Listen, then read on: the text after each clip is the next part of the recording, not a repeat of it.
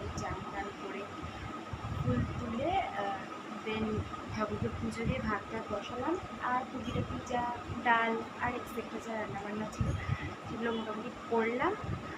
করে এবার একটু উপরে এলাম, একটু বসবো। তো এখন বাজে হচ্ছে 12:30 বাজে।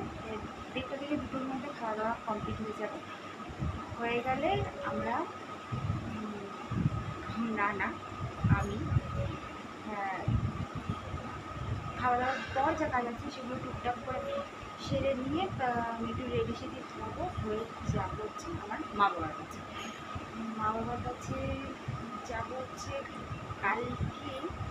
আমরা এক জায়গাতে যাবো 2 দিনের জন্য। তো ওখানে মায়ের কাছে টুকিটাকি কিছু জিনিসপত্র আছে, সেগুলো নিয়েও আসবো।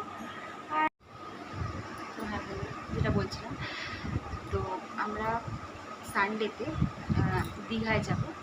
আমি আর আমার হাজব্যান্ড যাব। আগেও গেছি 2-1 জায়গায় ঘুরতে, কিন্তু এইটা জাস্ট 2 দিনের ছুটি কাটানোর জন্য বলতে পারো, নিজেদের রিফ্রেশমেন্টের জন্য একটু বেরোবো, ঘুরতে যাব।